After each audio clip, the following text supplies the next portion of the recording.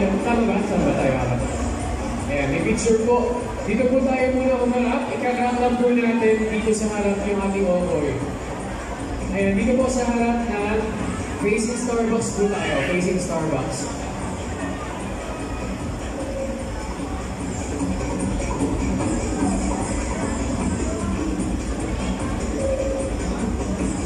Ayan, sige po.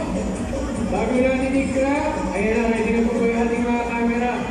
Sa lahat po ng ating kasama, sa lahat po na nanonood dito sa SM City, Baliwag, meron po akong sasabihin sa inyo.